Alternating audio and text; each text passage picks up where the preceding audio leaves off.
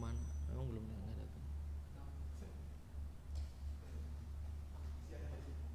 Hmm.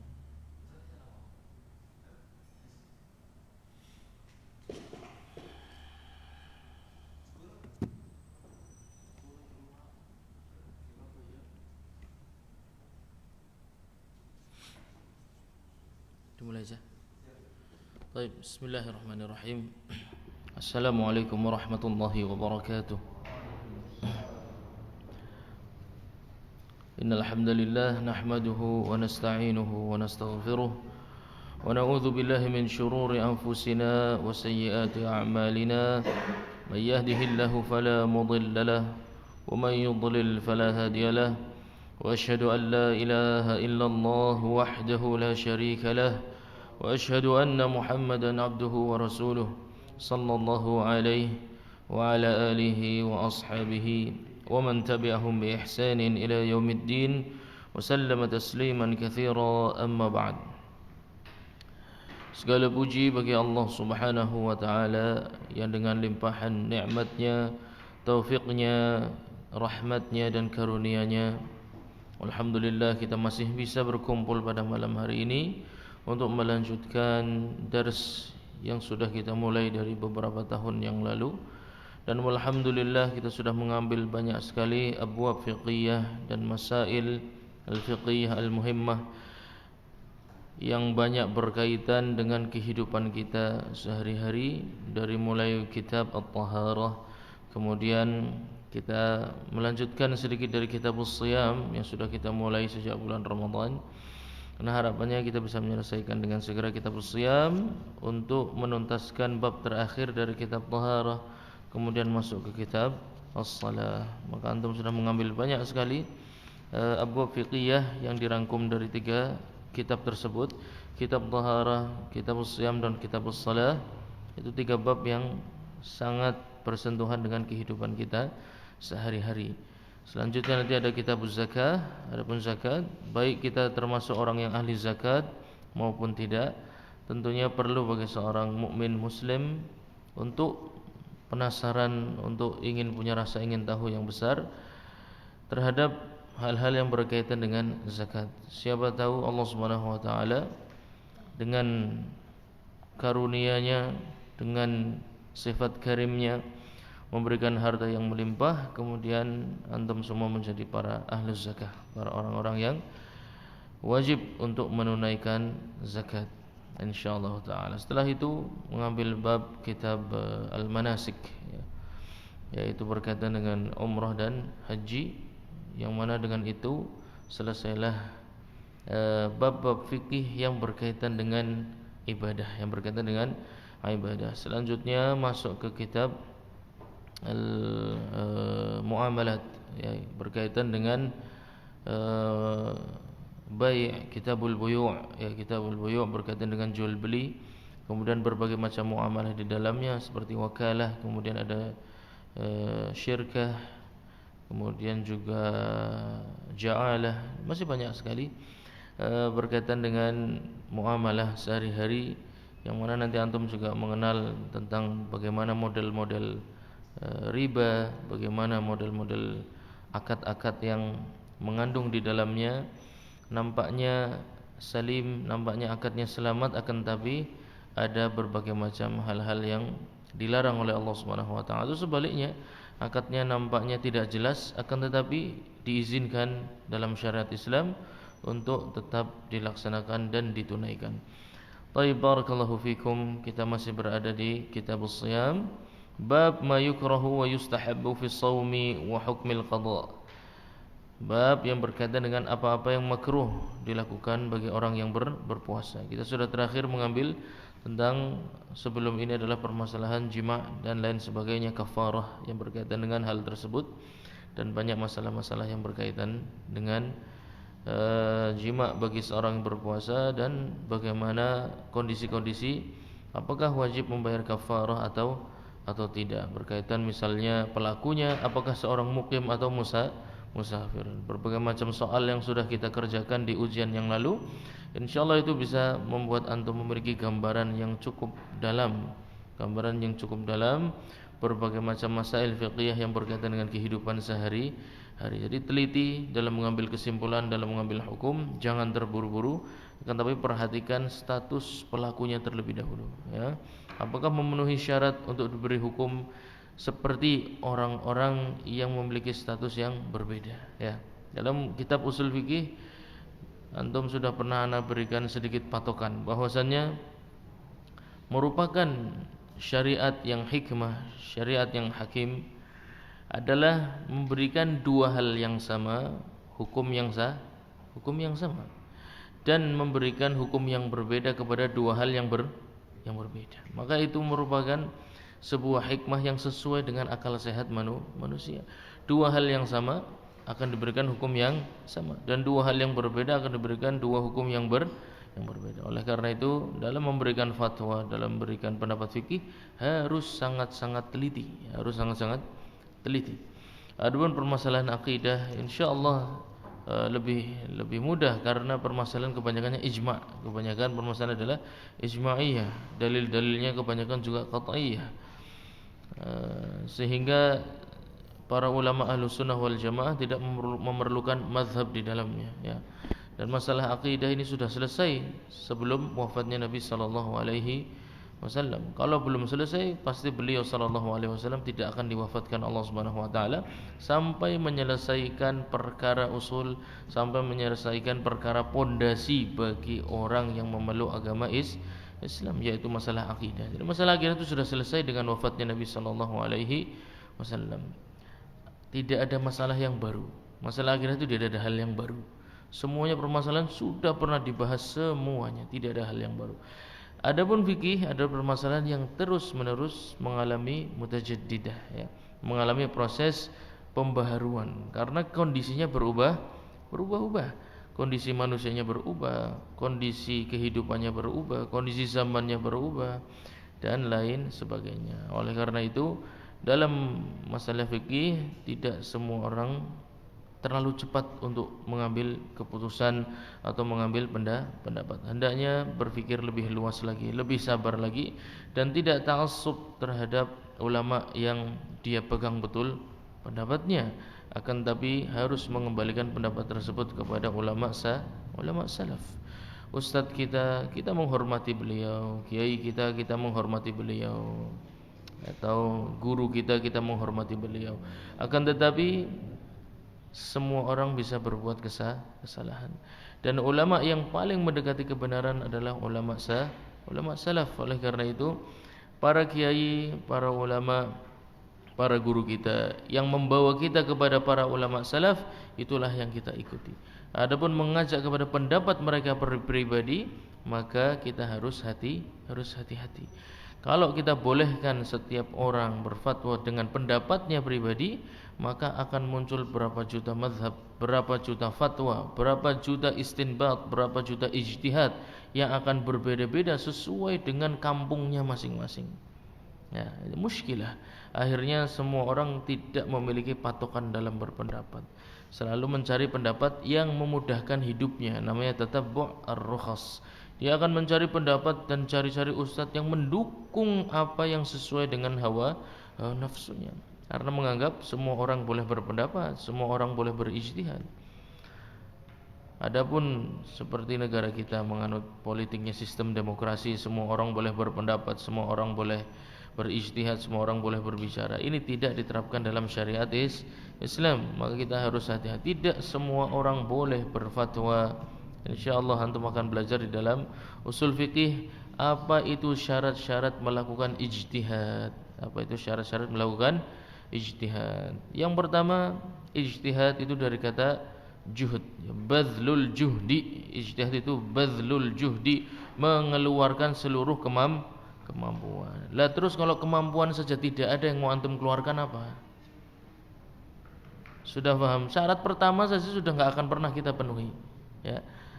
Ijtihad syarat pertamanya badlul juhdi, mengeluarkan seluruh kemampuan. Lo kemampuannya saja tidak punya terus berijtihad, tidak ada tempat di sana, ya. Kita ini bukan ahlul ijtihad dan sangat jauh. Mungkin saja dimungkinkan seseorang mencapai derajat mujtahid, sangat dimungkinkan. Kenapa tidak?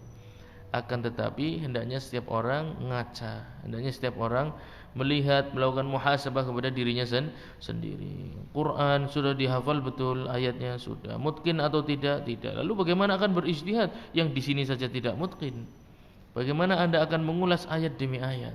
Kalau sudah hafal Qur'annya, ngerti tafsirnya tidak? Tidak. Itu namanya tidak mampu. Lalu yang akan Anda lakukan apa? Mengeluarkan kemampuan, mengeluarkan apa? Kemampuan saja tidak punya. Oleh karena itu ada metode yang namanya taqlid. Maka barang siapa orang yang melarang taqlid, dia memaksa orang yang tidak mampu untuk melakukan ijtihad. Ini bisa berujung kepada kesesatan. Dan itu seperti fatwa para ulama kontemporer seperti Syekh Saleh Al-Fauzan, ya. Syekh Saleh Al-Fauzan dalam fatwanya di YouTube sangat banyak, antum bisa saksikan. Bagaimana beliau mengatakan barang siapa berpendapat fikih dalam agama Islam tanpa mengacu kepada salah satu mazhab, kemungkinan besar dia akan tersesat. Karena apa? Tidak punya kemampuan. Mau berijtihad apa? Mau mengeluarkan apa? Kemampuan saja tidak punya. Oleh karena itu, hendaknya kita menjadi para thalabul ilmi yang mutawadhi, yang betul-betul merendah, betul-betul merasa tidak mampu, betul-betul merasa kurang, banyak yang belum dimengerti. Ini kejadian contoh banyak kalau kita sampaikan di orang-orang umumnya masyarakat. Kita sampaikan sebuah hukum yang ma'ruf di kalangan para fuqaha, ya. Hukum tentang larangan alat musik misalnya, ya. Itu permasalahan yang sudah ma'rufah di kalangan para fuqaha. Tapi orang awam menjawabnya apa? Saya baru tahu. Loh, kamu baru tahu, kamu enggak baru tahu, kamu bukan patokan. Ya enggak? Ini adalah perkataan orang-orang yang betul-betul tinggi sekali hatinya. Saya baru tahu. Lah memangnya kamu sebuah ukuran kebenaran. Kalau kamu baru tahu terus berarti ini hal yang umum tidak ketahui orang banyak. Kamu yang jahil. Ya. Jadi orang Islam ini harus diajarkan untuk mengerti dirinya adalah orang yang jahil. Kemudian dia akan belajar. Itu yang ingin kita tanamkan kepada para kaum muslimin. Sadarkan kepada mereka bahwasanya mereka ini orang-orang yang butuh ilmu, bahwasanya mereka ini orang-orang yang sangat kritis kondisinya, kritis seperti seakan-akan berdiri di tepi jurang antara selamat atau tidak. Karena apa? Karena dia berjalan sangat jauh dari petunjuk atau bahkan di kegelapan, tidak ada petunjuk, tidak ada kemampuan, tidak ada daya upaya. Apa yang dia pegang saat ini dia rasa benar, tidak mau dikoreksi, tidak mau diberikan argumen. Apa yang dia yakin adalah sebuah kebenaran. Yang dia tahu itulah Islam, yang dia tidak tahu berarti bukan dari agama Islam. Ini muskilah. Kebenaran patokannya kepada orang, tidak. Kebenaran kepatokannya adalah Al-Quran dan Sunnah ala fahmi sahabah, dengan pemahaman para sahabat dan ulama salaf yang menjelaskan perkataan para sahabat. Barakallahu fikum. Kemudian kita akan mulai dari permasalahan yang pertama.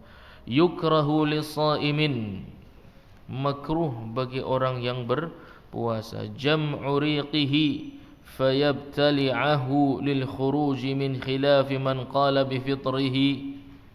Makruh bagi seorang yang berpuasa mengumpulkan air liurnya kemudian dia telan dalam jumlah yang banyak. Kira-kira coba antum ini sudah belajar tentang kitab Taharah, harusnya sudah punya gambaran. Kira-kira kenapa kok menelan air liur dalam jumlah yang banyak makruh, bahkan lil khuruji min khilafi man qala bi fitrihi. Banyak ulama justru berpendapat puasanya batal. Ya.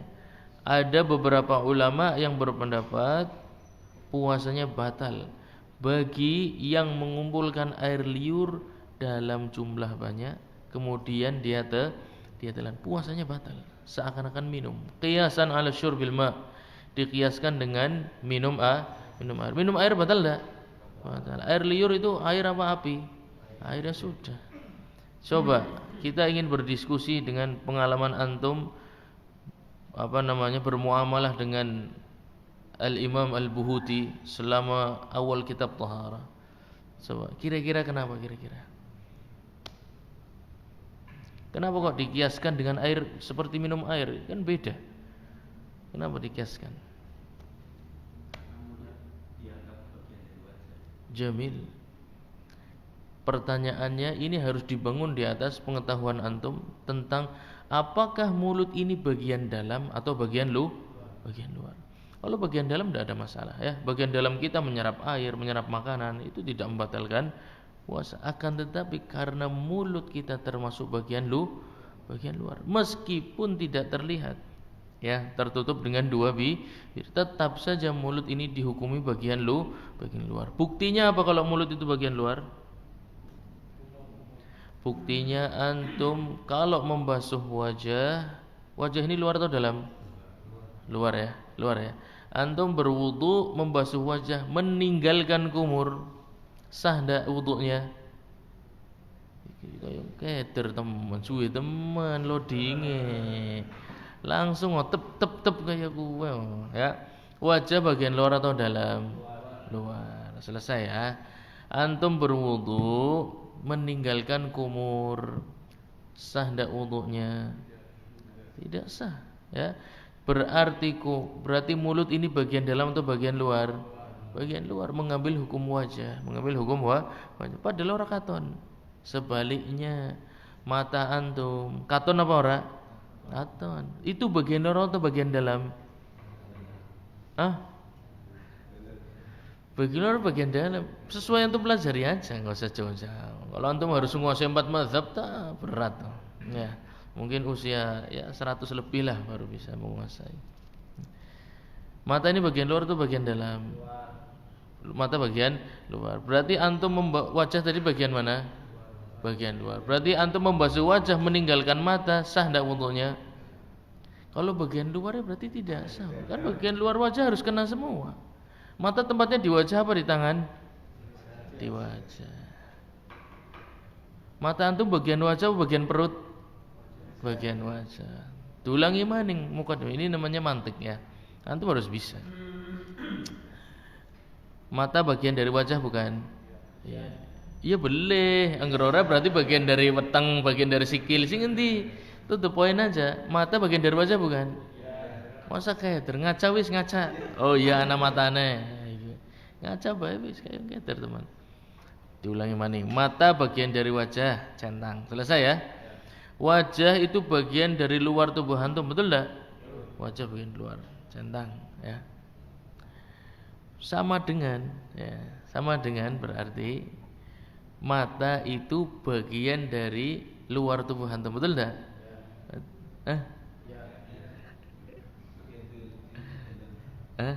Dia bagian dari wajah, akan tetapi bagian dalam, meskipun nampaknya sebaliknya mulut. Ora katon. Mulut bagian dari wajah bukan? Keter maning. Mulut ngaca sih. Oh iya, anggar orang nang sikil apa nang dia. Mulut bagian dari wajah. Padahal tidak kelihatan mingkem, ya enggak? Akan tapi dia termasuk bagian luar. Buktinya antum wudu tanpa kumur-kumur dalam mazhab Imam Ahmad, wudunya tidak. Sebaliknya mata. Antum wudu membasuh wajah kumur-kumur tapi tidak membasuh mata, wudunya sah enggak? Saya menunjukkan dia bukan bagian dari padahal nampak. Tayyib, mulut ini bagian dari luar, bagian dari luar. Sekarang air ini di luar mulut apa di dalam tubuh apa di luar tubuh? Di luar tubuh. Air liur ini di luar tubuh atau di dalam tubuh? Ini hukumnya tadi sesuai dengan bab taharah ya. Hukumnya di luar. Maka bisa dikiaskan karena sama-sama berasal dari dimasukkan ke dalam. Berarti menelan air liur membatalkan wudu secara mutlak. Betul apa enggak? Tidak secara mutlak. Adapun menelan air liur secara wajar umumnya wong urip maka tidak membatalkan puasa karena tidak mungkin dihindari. Karena itu proses tubuh yang tidak mungkin dihindari, maka mengambil hukum khusus. Pada asalnya dulangi mana ya? Umumnya mulut ini bagian dari luar. Kalau ada air dari luar masuk ke dalam membatalkan puasa ndak?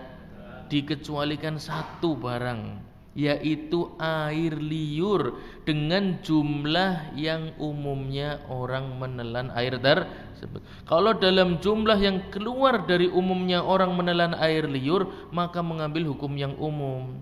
Umumnya banyu sing jaba mlebu membatalkan wudu ndak? Membatalkan puasa ndak? Membatalkan puasa. Itu pendapat yang sangat kuat yang dihormati betul oleh Al-Imam Ahmad ibn Hanbal rahimahullah ta'ala, meskipun beliau tidak berpendapat dengan pendapat tersebut. Ini istimewanya belajar fikih menggunakan kitab para ulama salaf. Antum belajar diajarkan untuk tidak fanatik.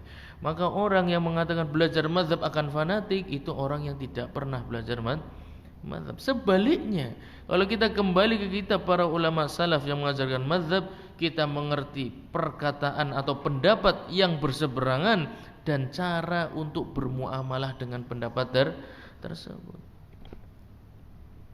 Maka tuduhan tersebut tuduhan yang sangat batil, tuduhan yang sangat salah kaprah, diungkapkan oleh orang yang tidak pernah mempelajari mazhab, tidak pernah mengenal fikih yang sudah diungkap dan dikupas oleh para ulama salaf, al-muttaqin, al-ulama. Kembali lagi ke masalahnya, wa yukrahu lis-shaim. Tapi Imam Ahmad tidak mengatakan batal, ya. Ngumpulkan banyu sing akeh sampai full, ya. Ben gawe nginung segelas, ya. Glek lah kowe, ces. Beberapa ulama mengatakan batal puasanya karena mulut bagian dari luar. Akan tapi Imam Ahmad mengatakan makruh, hukumnya maksimal makruh. Karena apa? Karena baik yang masuk ke dalam sedikit atau banyak sama-sama air sama-sama air, barangnya sama. Tuli mlebune mene ya ora glondongan, tekan kene suwil-suwil bleh pada baik kan? Pada baik. Sama saja orang menelan air liur sedikit demi sedikit. Banyak pun semulut penuh. Ya, antum minum, ya. Antum minum, taruh di mulut yang penuh, terus ditelan semuanya. Itu ngalirnya sedikit-sedikit apa langsung gelondongan? Hah? Sedikit-sedikit ya? Ya sama, prakteknya sama kok.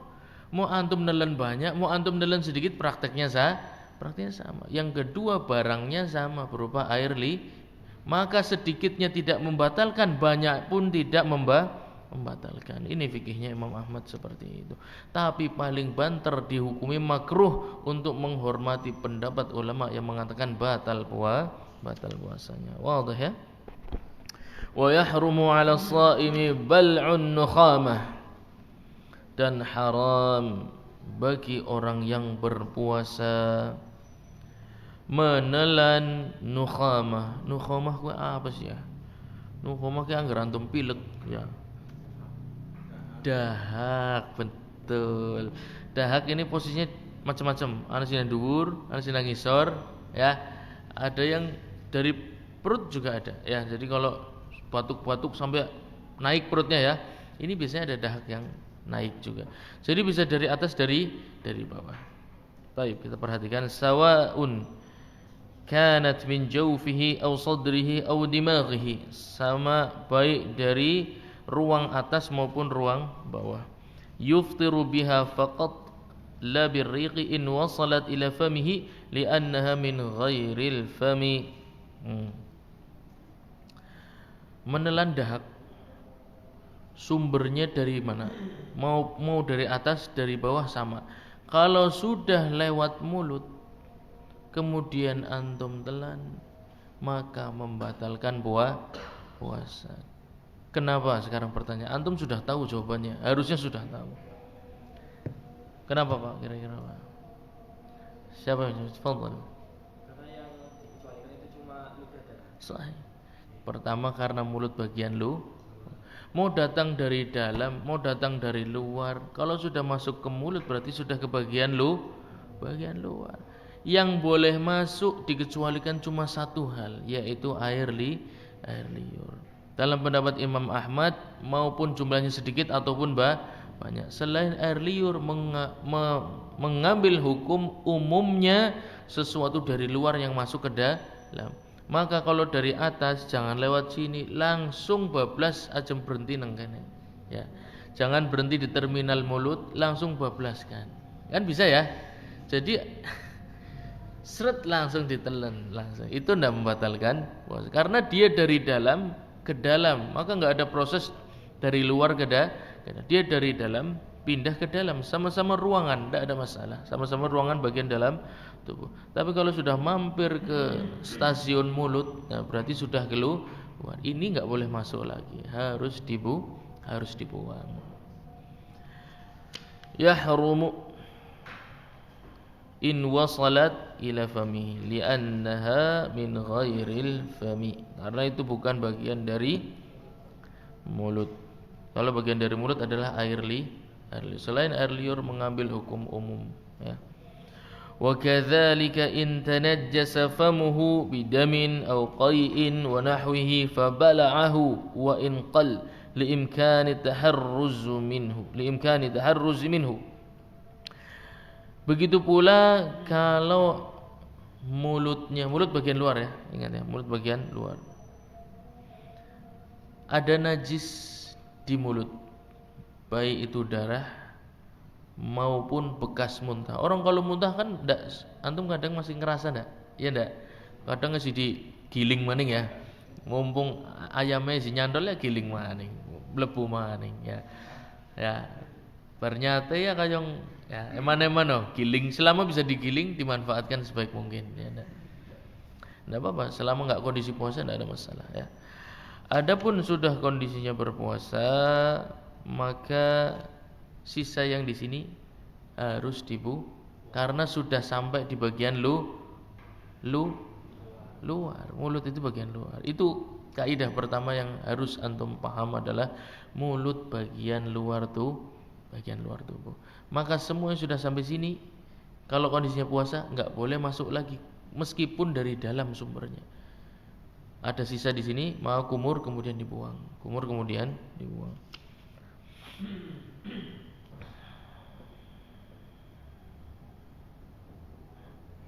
Baik, di dalam Kasyaful Qina ada masalah yang bagus. Wa in akhraja min fihi hasatan aw khaytan aw nahwahu wa alaihi syai'un min riqihi thumma a'adahu. Ini biasanya yang profesinya adalah barang siapa yang mengeluarkan batu dari mulutnya atau benang. Ini biasanya muamalahnya tukang jahit misalnya ya. Lagi puasa, benangnya dititipin di mulut dulu kan. Nanti dipakai lagi. Ini kalau masuk lagi, nah itu. Kalau sudah keluar dipakai tidak ada masalah. Tapi kalau masuk keluar titip lagi sekali lagi. Nah itu dia muskilahnya. Pakai benang aja wis, waktu tak jarang ya, waktu dilepokna jarang. Tapi mungkin bisa jadi sih remaja-remaja bisa jadi nakal-nakal karo patire ya. Ngemuti neker ngemuti ya, pensil ya ndak. Kemudian pulpen, lagi puasa ngemuti pulpen ya namanya. Hah? Gigitin kuku bisa, gigitin kuku ya. Kalau keluar lagi tidak ada masalah. Yang masalah itu kalau masuk lagi. Wa in akhraja min fihi hasatan aw khaytan aw nahwahu wa alaihi syai'un min riqihi. Benang ya, tadi dia taruh mulut, dia keluarkan dan basah ya. Karena ada air liurnya. Tsumma a'adahu, kemudian dikembalikan lagi. Karena ada perlu macam-macam dalam maning, nitip maning. Fa in kana ma alaihi min riqihi katsirun fabala'ahu aftara. Sing metu air liurnya banyak ya. Di sini begitu dikeluarkan banyak terus dia masukin lagi. Ya, dolanan sih. Ya tarik, ya lepok namaning, tarik, lepok naman. Ya kurang lamun sih, ya kan. Kurang gawean. Lamun tarik. Hah? Jarum. Oh, ya kayak gue lah ya. Atau pulpen ya, pulpen dimasukin mulut diputer-puter ya kan. Klomoh, nganti klomoh jarum Tegal ya. Ditokna kayong klomoh nemen lepok namaning. Ya ada pengangguran aneh-aneh aja. Fa in kana ma alaihi min riqihi katsir fa bala'ahu aftara.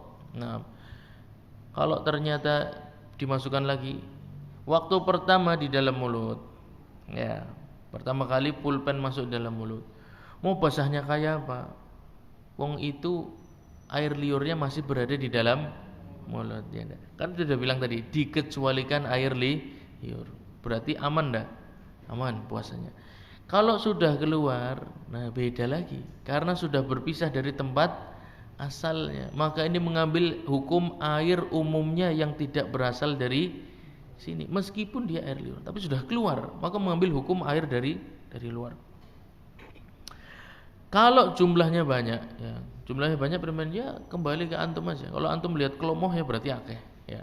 Tapi enggak secuil tok ya berarti secuil, ya. Kemudian ketika masuk lagi, ya, kemungkinan tertelannya tinggi enggak kira-kira menurut antum? Kecuali antum keluarkan semuanya, ya. Kecuali antum keluarkan semuanya maka enggak tertelan. Tapi kemungkinan tertelannya sangat tinggi. Kalau sampai tertelan, air yang sudah keluar masuk, meskipun air liur ya, keluar masuk lagi sampai tertelan, maka puasanya batal. Nah, li'annahu wasilun min kharijin la yashqu taharruzu minhu wa la yuftiru in qal li'adami tahaqquqi infisalihi. Nah, tapi dalam mazhab Hanabilah dibedakan. Kalau air liur yang keluar itu sedikit, ya, karena seringnya lupa. Orang ini lupa ketika berpuasa, dia melakukan kegiatan sehari-hari seperti biasanya, sehingga dia ingat ketika masuk, baru ingat, nah baru sedikit. Nah, nanti kalau lupa masuk lagi, kalau cuma sedikit maka tidak membatalkan puasa, karena sulit untuk dihindari. Karena orang sering iseng dengan mulutnya. Orang ini sering iseng dengan mulut. Adapun banyak, ini beda ya. Tadi ya, kalau banyak sampai kelomoh masuk lagi, maka ini membatalkan puasa kalau sampai ditelan. Kalau sudah sampai ditelan ya nggak mungkin batal. Karena membatalkan puasa itu butuh ada proses dari luar masuk ke dalam.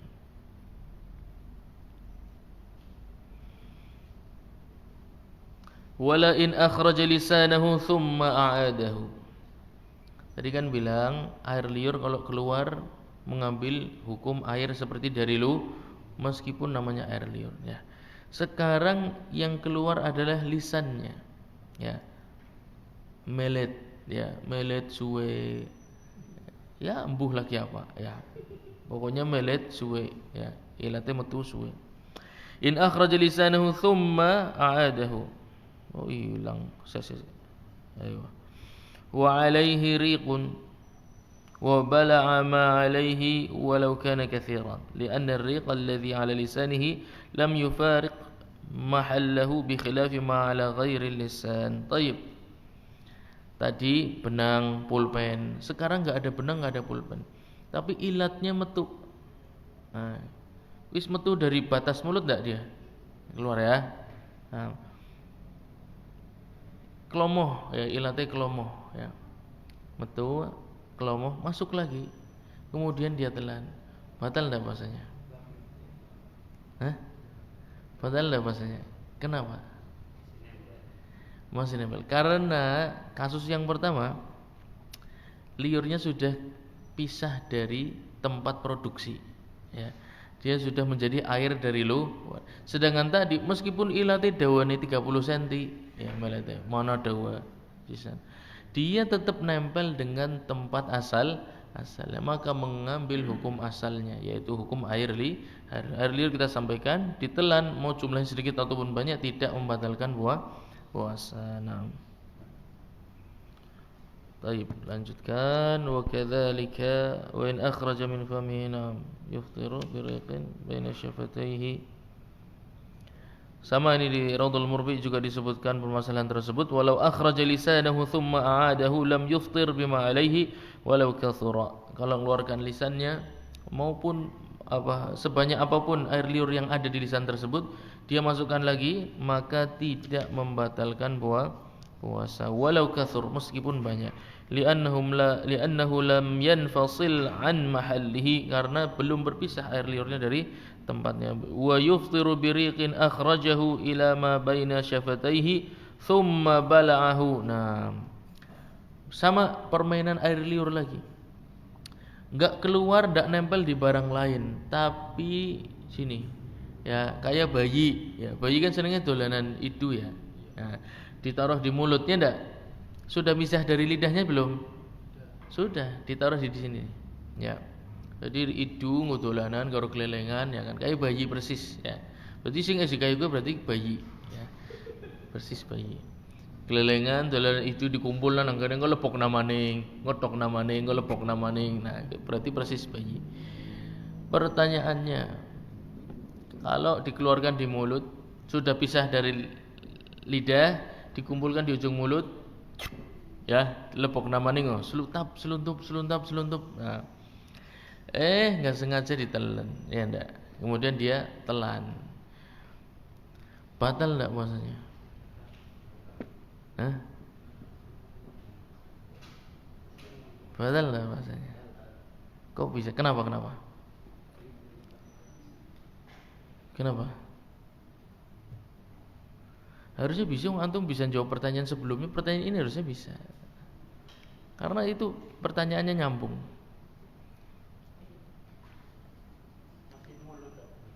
Enggak batal. Baik. Mulut dan lidah itu, antum mulut sama lidah nyambung enggak? Antum mulutnya dan mulut, bibir bukan mulut. Ya, bibir ana bilang. Bibir dan lidah antum nyambung enggak? Iya, enggak nyambung harus bisa mang apa? Ya, harus sama pisah, ya enggak? Maka berarti dia sudah berpisah ketika dikumpulkan di sini dan berpisah dari lidah, berarti sudah berpisah dari tempat yang diberikan pengecualian. Maka mengambil umumnya air yang masuk dari luar ke dalam, maka membatalkan puasa. Maning ya. Ini khusus dewasa. Yang masih anak-anak hendaknya pura-pura tidak mendengar. Ya. Atau yang belum menikah tapi punya khayalan wis sampai macam-macam, ya langsung izin lebih baik.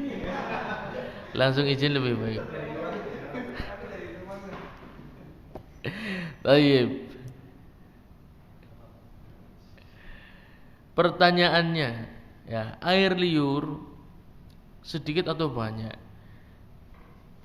ditelan tapi tidak berpisah dari lidah, air tersebut tidak lepas dari lidah, ya. Tapi wekene wong, bukan punyanya sendiri. Ada muskilah, ya ndak?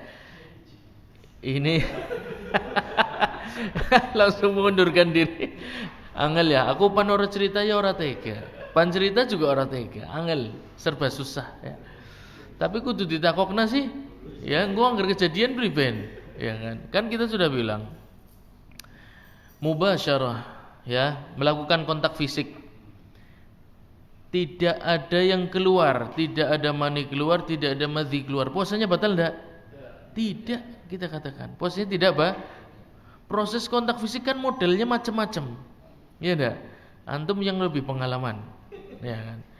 Proses kontak fisik ini modelnya macam-macam. Bisa terjadi proses,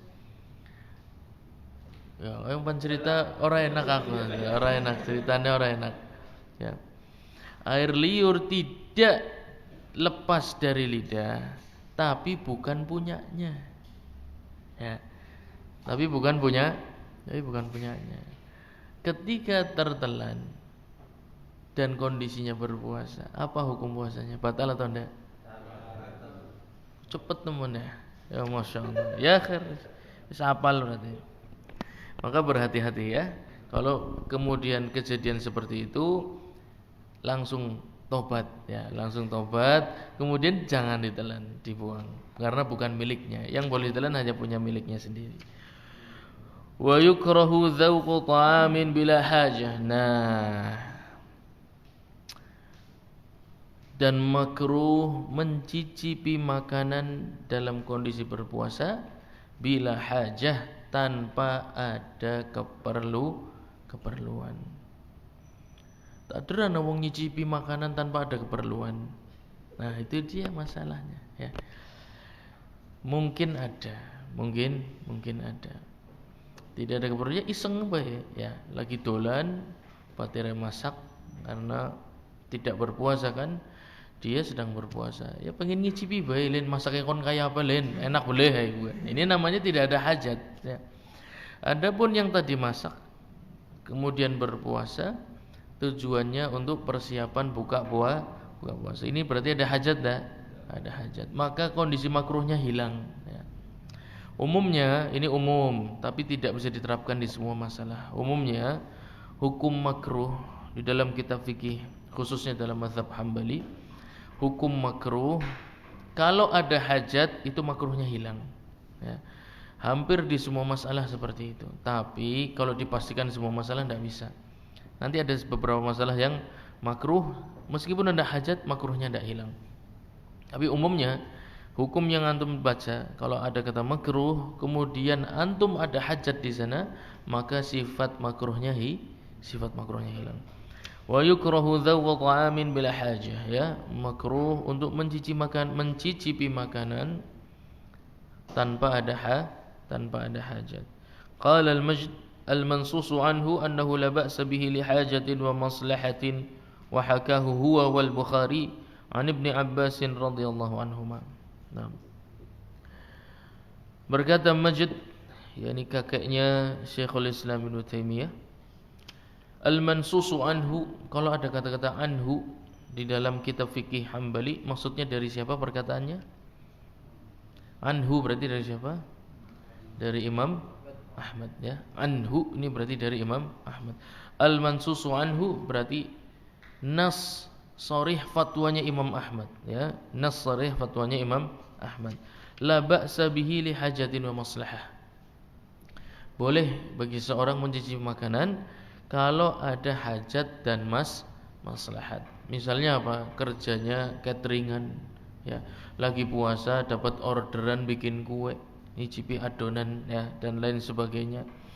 Maka ini mas kalau ndak dicicipi ya ini bisa zalim ya. Yang beli karena sudah tahu kualitas rasanya seperti apa. Baik itu nyicipi punya temannya. Ternyata karena berpuasa dia bikin tanpa dicicipi. Akhirnya hasilnya rasanya beda seperti umumnya ketika dia bikin di luar hari berpuasa. Ini tidak boleh seperti itu. Dia harus mempertahankan kualitasnya karena orang beli itu sudah punya bayangan bahwasanya rasanya akan seperti ini, rasanya akan seperti ini, rasanya akan seperti ini. Maka yang memiliki bisnis di dunia catering, dunia kuliner tidak usah khawatir. Meskipun berpuasa tetap boleh mencicipi makanan. Yang penting jangan sampai kenyang. Betul juga sih.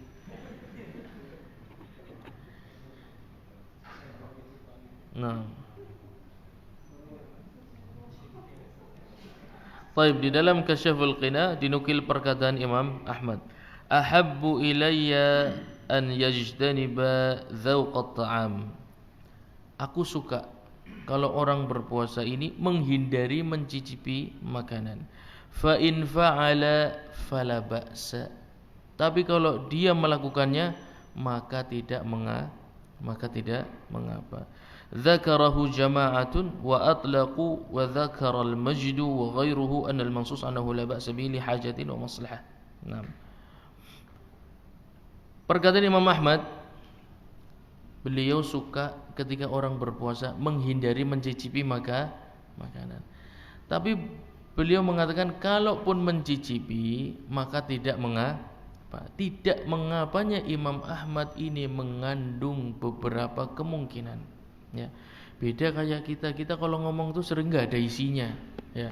Kalau beliau rahimahullahu taala kalau ngomong itu ada maksudnya. La ba'sa, tidak mengapa, ini memiliki dua kemungkinan. Maksudnya apa? Tidak mengapa puasanya. Puasanya itu tidak batal. Tidak batal ini menyangkut dua hukum. Boleh dan makruh. Sesuatu yang makruh dilakukan puasanya batal enggak?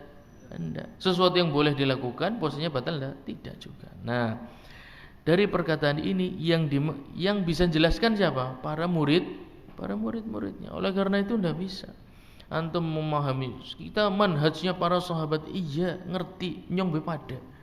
Cuman antum bisa langsung paham perkataan para sahabat. Yang paling paham perkataan para sahabat itu siapa? Ya murid-muridnya. Terus murid-muridnya ini juga berfatwa. Yang paling paham perkataan mereka siapa?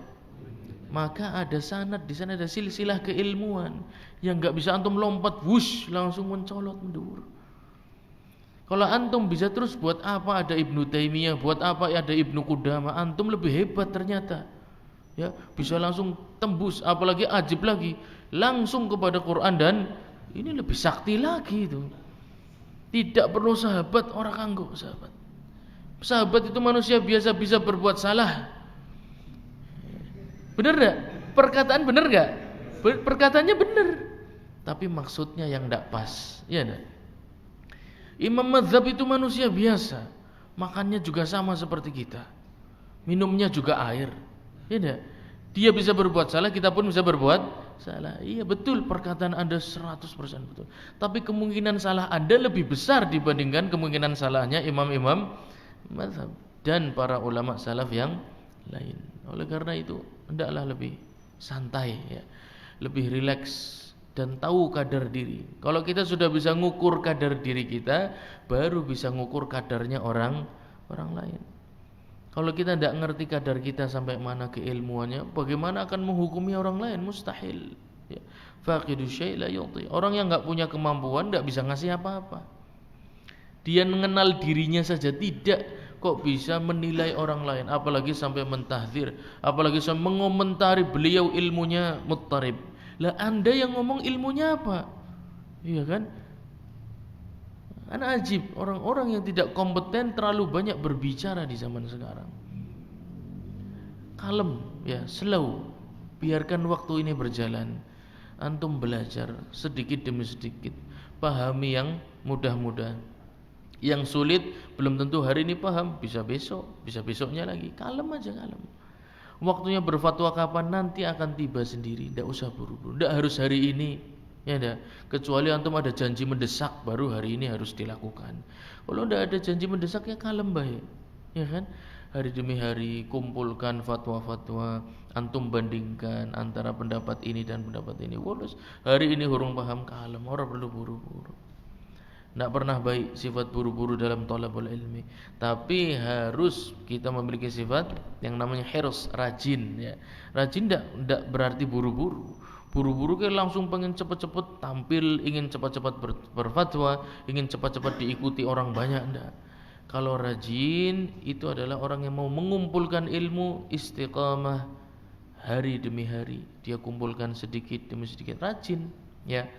Gemati yang kerjari wong Jawa ya. Gemati jari wong Sumatera apa dari Sumatera Pak. Jari wong Bandung apa wong Bandung. Ora paham ya. Jari wong Sunda Pak. Gemati ke apa gemati? Gemati itu apa sih ya Pak?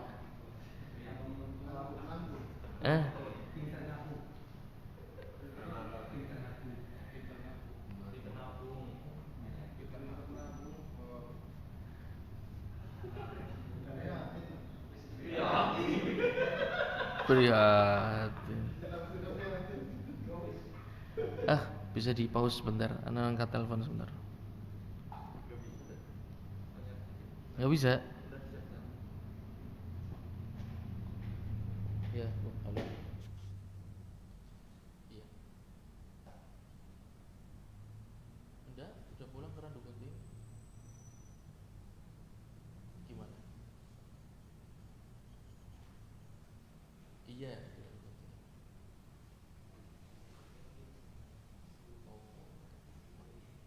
Malam ini tidak jadi ngumpul. Ntar kan aku ke situ habis ngajar. Ini lagi ngajar sih. Ya, nggak usah. Ntar aku ke situ aja. Waalaikumsalam.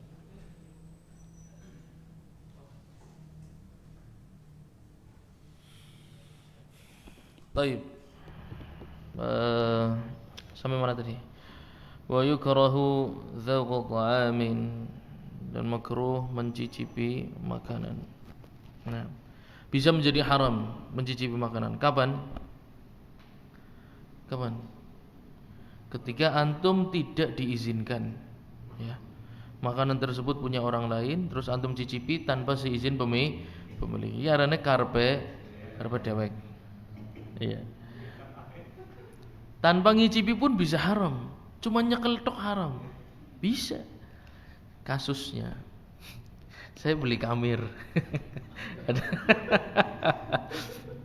Ada ibu-ibu nih buru-buru pengen tuku wis jelas antri be lesep langsung mau ngarep. Ana sing wis mateng iki sih liyane tanduran kabeh apa. Sing tanggep. Duh payah. Tapi namanya ya kita harus memaklumi ya mungkin terdesak suaminya harus berangkat kerja dan lain sebagainya. Apa sih karepe apa sih Bu? Tukune sing rasane apa? Aku pengennya yang ini gitu kan. Oh, yang ini belum mateng. Sing wis mateng ke deleng dewek nang mburi, bukan kersaya ora apa-apa wis. Jadi orang padahal kongone deleng ya, deleng dewek. Orang deleng ora. Tekane ditunjuki siji-siji. Nyet. Lah sing pantuku primen nasibe. Ya. Ke urung nyicipi ke. Ya, tapi sudah masuk ke dalam ranah yang haram. Muskilah diizinkannya kan deleng dewek nang mburi. Orang mung deleng tunjuki siji-siji. Nyet. Ya, kebiasaan ya. A'udzubillah. Baik.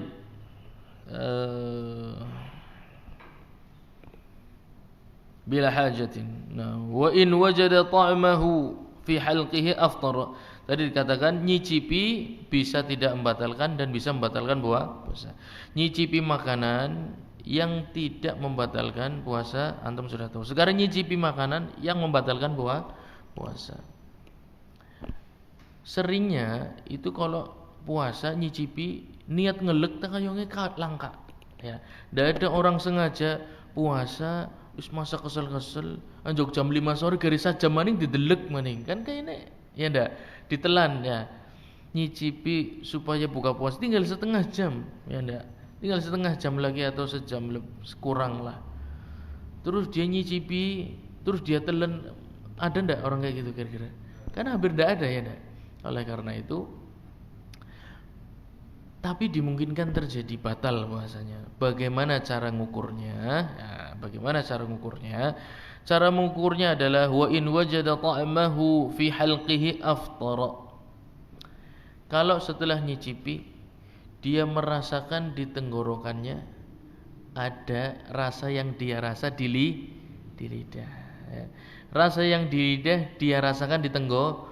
Berarti mau ngeliyep sedelat pas ngicipi liyep sak keliyepan jebule mlebu. Ya, orang ya apa kesenggol bocah ya.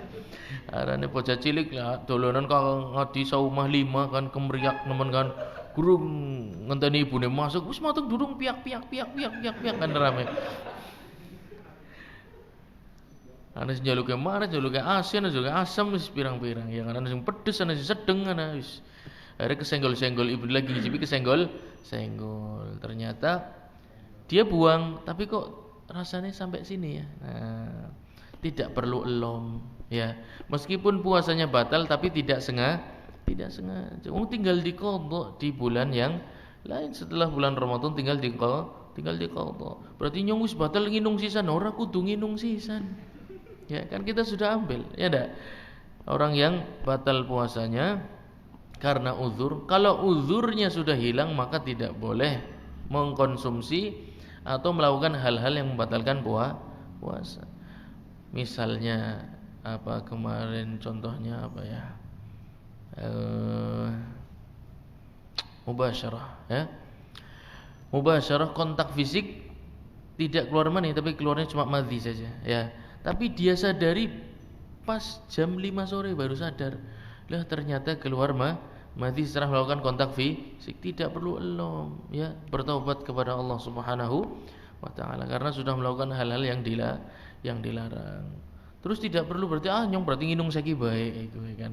Ya orang menghormati orang yang puasa juga boleh ya. Menghormati orang yang puasa nanti bukanya bareng-bareng. Toh orang lain enggak harus tahu kok kalau antum puasanya batal. Ya enggak? Orang lain enggak harus tahu kalau antum puasanya batal. Nah, ini terjadi juga di puasa sunnah biasanya ya. Puasa sunnah hari Senin, hari Kamis istri ngejak suami puasa. Aku pengen puasa SB. Ya wis puasa gak puasa ke orang tapi kudu dikancani. Ya, ini biasanya kayak gitu ya ndak? Pengennya ditemenin suaminya. Ndak perlu cerita, aku sibuk ngopan ketupan makan siang, orang perlu cerita, model kayak gue orang perlu cerita. Ya. Sahur aja bareng istri, nanti siang makan tinggal makan aja. Ya. Pulang ke rumah puasa lagi. Maksudnya tidak harus antum tuh menampakkan antum sedang berpuasa atau tidak sedang berpuasa di hadapan orang. Ya itu ibadah privat antara antum dengan Allah Subhanahu wa taala. Tidak perlu orang lain harus tahu. Orang puasa berarti langsung nginung. Siapa bilang tidak harus, tidak puasa. Kalau memang batal ya sudah batal. Misalnya lupa niat, ya enggak? Kita katakan dalam mazhab Hanabilah itu niatnya wajib setiap malam. Ada kondisi waktu itu di soal ujian keluar enggak? Keluar ya? Keluar enggak? Hah? Iya. Ada enggak yang lupa niat? Masa sih? Ada satu tapi ana lupa, ada satu yang karena tidak niat, ya, karena lupa berniat. Lupa niat, dia enggak minum, dia enggak makan, dia enggak kontak fisik, enggak ada yang dia lakukan.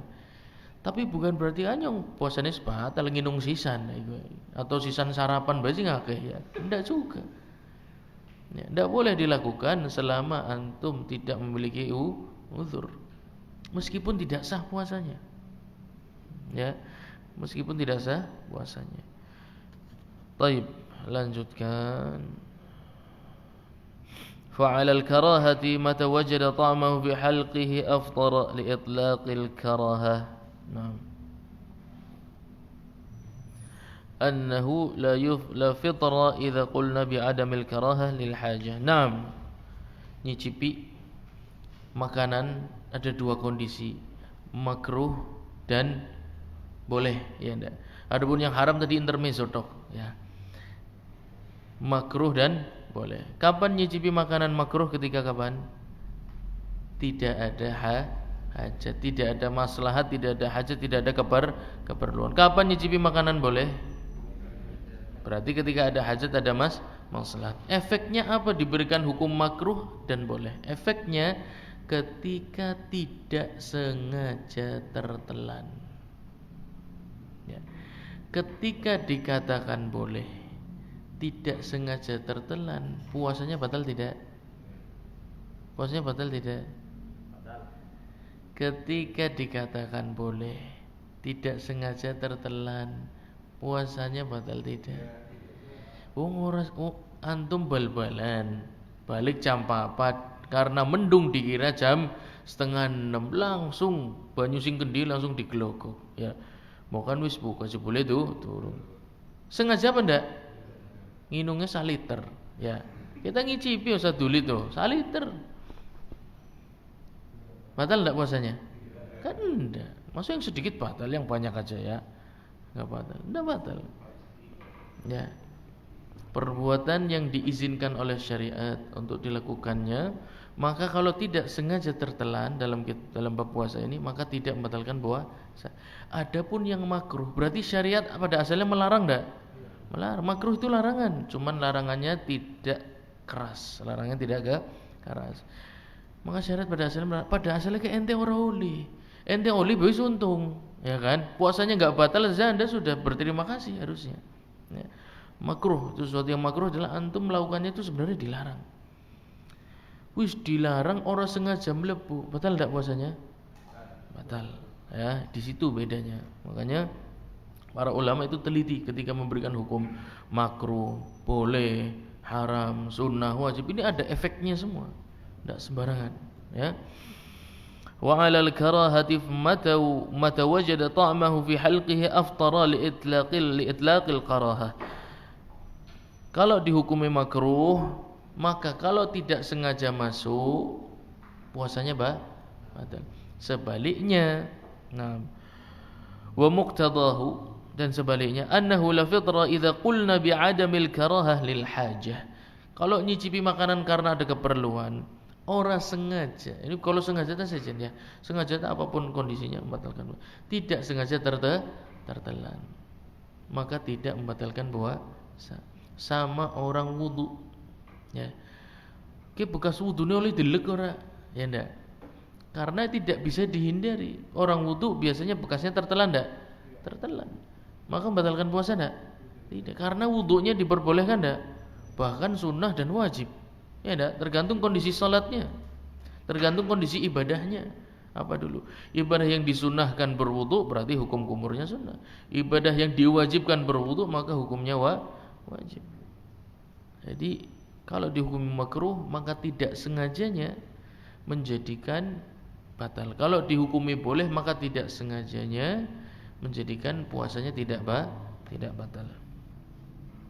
Wa yukrahu madghu ilkin qawiyyin wa huwa alladhi kullama madghahu saluba wa qawiya li'annahu yajlibul balgham wa yajma'ur riq wa yurithul 'atash.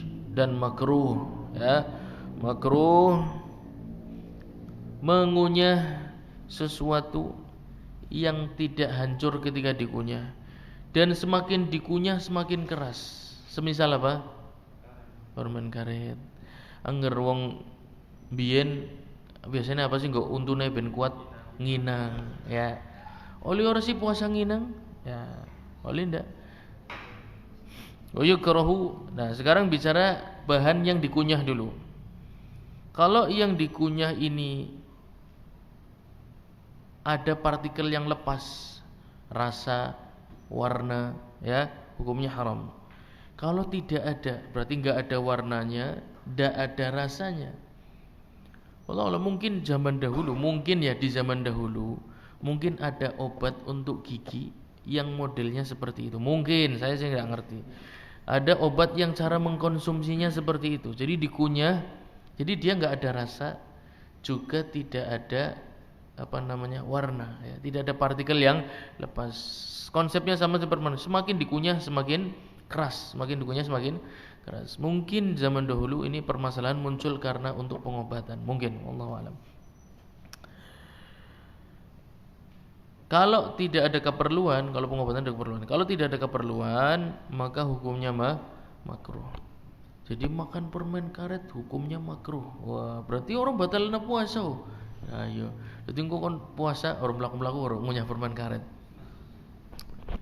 Makruh, hati-hati, makruh, ya. Hati-hati. Makruh ini bahaya karena dia tuh berada di antara haram dan boleh, ya. Hanya saja tidak membatalkan ketika tidak ada yang masuk ke dalam ke dalam tubuh kita, ya. Tapi dihukumi haram kalau ada partikel yang lepas. Karena apa? Karena tidak mungkin dihindari yang lepas itu masuk ke dalam tubuh. Maka yang tidak lepas dihukumi makruh, yang lepas dihukumi haram. Contoh prakteknya nginang misalnya, ya. Itu partikelnya pada lepas enggak? Ya jelas ya. Ucul kabeh untune be abang kabeh. Ya. Ucul jelas. Juga partikel ada yang, kalau partikel ada yang lepas, kemungkinan masuk ke dalam tubuhnya tinggi, kecuali dia bisa menahan tidak menelan liur selama 1 hari penuh. Kan kayaknya angel, ya enggak? Jadi setiap air liur dikumpulin dia buang, air liur nggak ada yang masuk ke dalam, ini susah, ya. Tidak mungkin dihindari. Oleh karena itu dihukumi dari awal, lepas itu masuk atau tidak langsung dihukumi makruh dan haram. Makruh kapan? Ketika benda tersebut tidak ada partikel yang lepas, hukumnya makruh. Kenapa? Karena mengumpulkan air liur dia. Mengumpulkan air liur. Kalau air liur banyak ditelan dalam mazhab Hanabilah hukumnya apa? Makruh. Ya enggak? Kembali ke masalah awal. Ya, ini menjadi sebab sesuatu yang makruh. Kenapa? Karena dia mengumpulkan air liur. Semakin dikunyah semakin air liurnya semakin keluar, terpancing terus. Sehingga dia menelan air liur dalam jumlah yang banyak. Hukumnya apa dalam mazhab Hanabilah? Menelan air liur dalam jumlah yang banyak, hukumnya makruh. Maka mengunyah benda seperti ini hukumnya makruh. Yang kedua, partikelnya lepas. Yang partikelnya lepas. Kalau lepas itu berarti hukumnya haram. Ki urung bicara masuk atau enggak, ya. Begitu lepas, terus antum sengaja, hukumnya haram karena sengaja akan menyebabkan puasanya batal. Kalau sudah lepas, itu kemungkinan masuknya sangat tinggi. Meskipun tidak sengaja sekalian. Yang makruh masuk tidak sengaja puasanya batal enggak tadi? Makruh. Ulangi maning, nyicipi manganan tanpa ada keperluan dan maslahat. Apa hukumnya? makruh. Kemudian orang sengaja melebu, puasanya batal enggak? Ini haram, bukan makruh lagi, haram. Ya.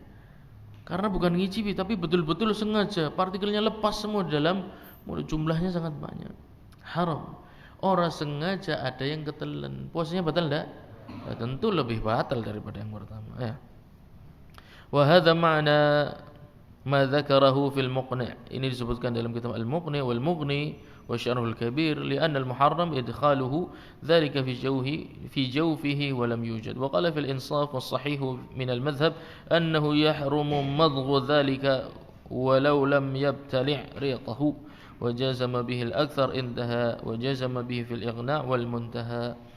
Wa yukrahu an yada'a baqaya at-ta'ami baina asnanihi. Sekarang pertanyaannya, antum sahur makannya adalah sambal goreng.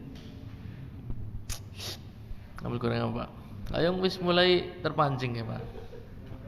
Sambal goreng aja lah, umum gue ta. Ya. Oh, rica-rica kaki kambing dan kepala. Ya. Rica-rica kepala kambing dan kaki kambing dipotongi cilik-cilik, ya. Mengkrenge wis warnanya berwarna-warni, rupa-rupa warnanya, ya kan. Kemudian antum sengaja mengakhirkan sahur, ya. Dan ada waktu sisa, itu antum tidak gunakan untuk membersihkan gigi. Tidak digunakan untuk membersihkan gigi. Jadi dijorna, ana bekas-bekasnya kayak benapik, ya. Ana bekas-bekas mengkrenge kayak benapik. Nah, apa hukum puasa orang yang ada bekas makanannya ketika masuk waktu berpuasa? Jadi pas sahur bekas makanan tidak bersihin, sengaja dia. Ben babi gue bilang dewek, bukan pas turu anu sih, karena gue menambah vitamin. Ya. Karena orang sengaja turu sih pipin, ada salah. Ya. Kan orang tidur tidak dibebani syariatnya, ndak? Apa hukumnya orang yang sengaja meninggalkan sisa makanan di waktu berpuasa, ketika masuk waktu berpuasa? Hukumnya apa? Makruh, ya. Wa yukrahu an yada'a baqaya ta'am baina asnanihi. Maka berarti disunahkan untuk apa? Membersihkan mulut sebelum datangnya waktu berpuasa. Jadi ketika kita mengakhirkan sahur, itu semua sudah diprediksi waktu bersihkannya, waktu untuk minum, ya. Jadi diukur, jangan cuma sementing akhir, semakin akhir semakin apik. Nah, ini bahaya kalau gitu caranya. Dia mengejar sunnah justru masuk ke dalam perkara-perkara yang makruh, bahkan bisa haram, macam-macam. Ini gunanya belajar seperti itu, ya. Berarti maksudnya mengakhirkan waktu sahur juga harus diprediksi waktu untuk membersihkan bekas makan sahur. Itu harus diprediksi juga. Aja maning santri, ya, kamar mandinya antri maning, ya. Oh enggak, saya menerapkan sunnah ini Ustaz, ya. Waktu sahur akan saya akhirkan. Rampung mangan, ya. Azan tinggal 3 menit dia belum masuk kamar mandi karena antri. Salahnya sendiri. Padahal dia bisa mempercepat sahurnya supaya dia bisa membersihkan tepat pada waktunya. Jadi membersihkan makanan ini perkara yang mustahab, ya, sunnah. Karena makruh kalau antum masuk dalam kondisi puasa dan bekas makanan masih ada di dalam mulut. Apalagi sholat subuh sih. Ayo. Asih goleti cuilan ayam, ya. Ayo, masya Allah semua.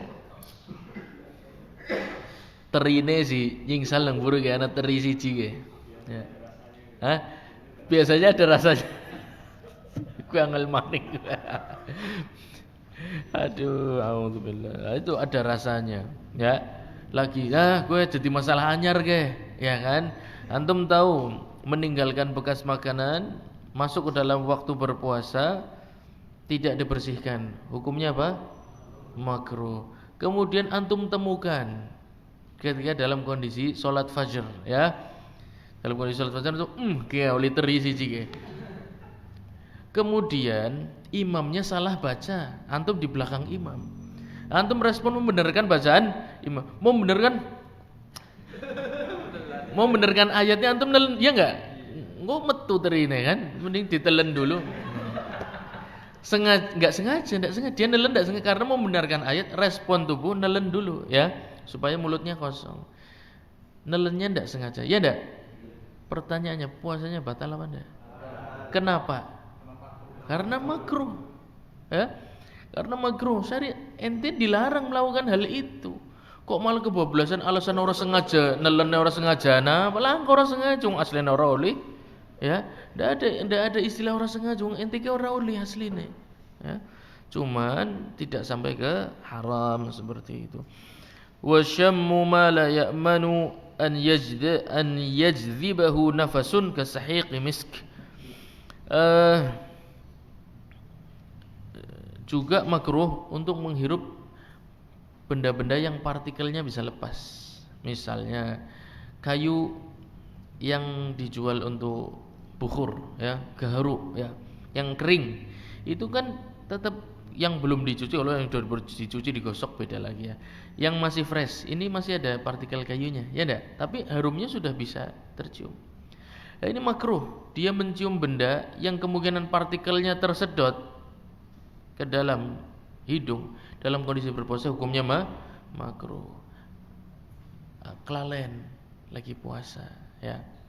Kayu gaharu ya. Fresh, hurung dikumbah, hurung apa ya kan? Dia cium, Masya Allah. Jebule kerasa nang kene. Jebule anjuk kene ya, ampune. Pertanyaannya, batal enggak puasanya? Kenapa? Karena meskipun tidak sengaja loh. Ya, kelalen sih kan enggak sengaja ya. Karena ente kan ora oleh, kok dipaksa, maka tidak ada alasan enggak sengaja. Karena pada saat tidak dibolehkan.